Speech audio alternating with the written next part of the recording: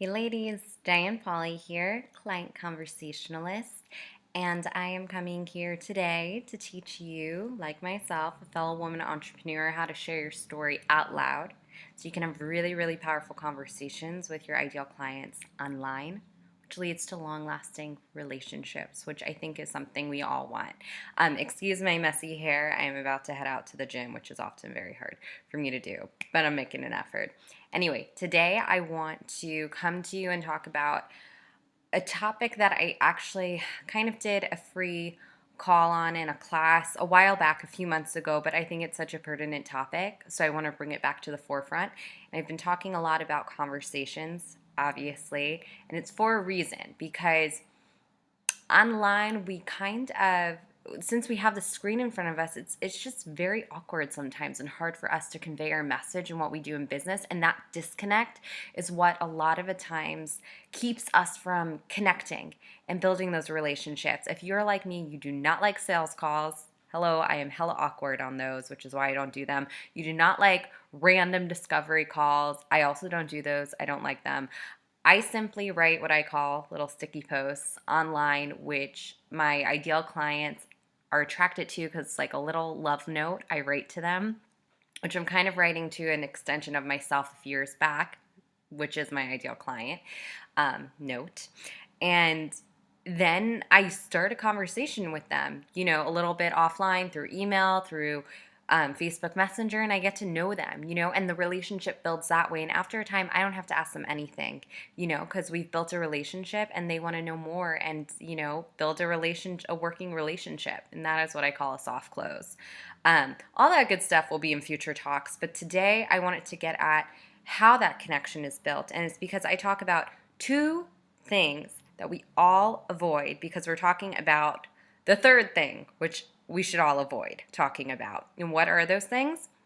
In business, I believe we have a what, a why, and a how. And no, I did not read this in some book or make this up. This is literally what I've learned because I've been in business a while and I know what works and I know what doesn't work now.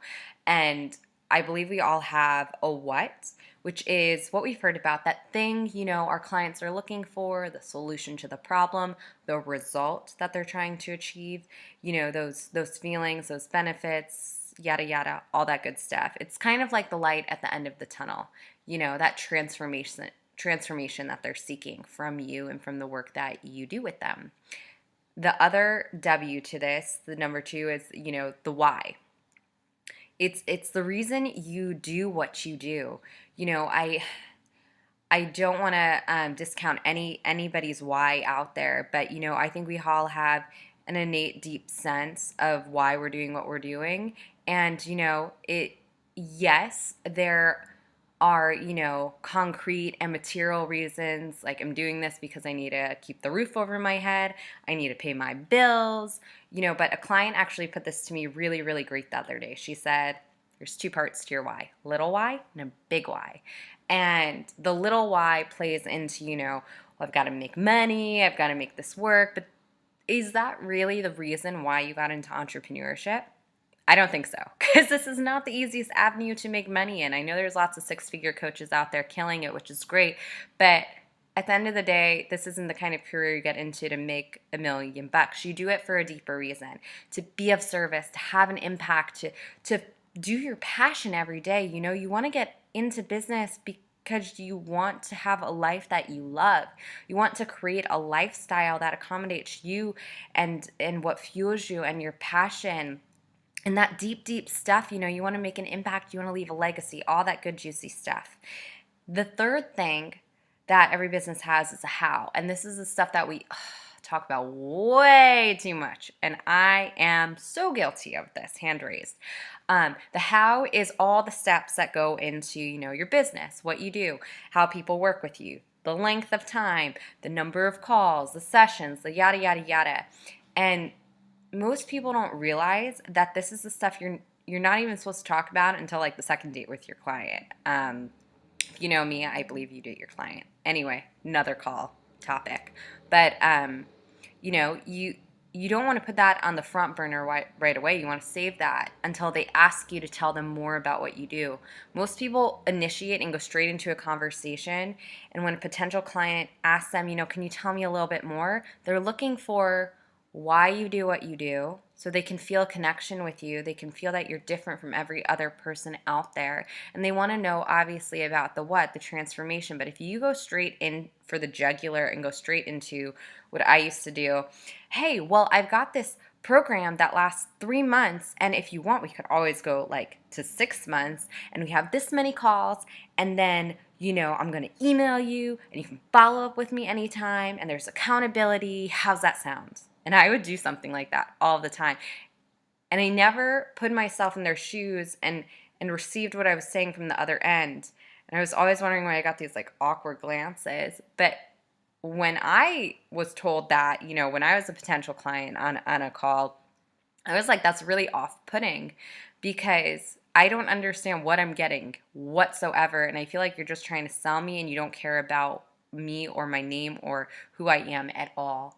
And that's why I totally say don't go for the how at all right away. And everything you talk about and everything you write, what you want to do is start focusing on the what, Connect with your ideal client who's an extension of you. Feel what you're feeling. Be empathetic. Don't be sympathetic. Understand where they're coming from. The more time you take to do that, you can see how much they're yearning for that, point B. They're at this point A and they want this light at the end of the tunnel, and it's your job to just paint that beautiful picture for them. What is that going to be like? Can you get them there? And once you do that, you go into the why, because maybe other people are giving them that light at the end of the tunnel, but only you can do it in a certain way. If you're talking to an ideal client, an extension of you, you have something that no one else has. You can connect with them. You can share your lessons learned and be like, yeah, I know what that feels like. I've been where you are, and this is why I'm doing this, because my heart is totally in this.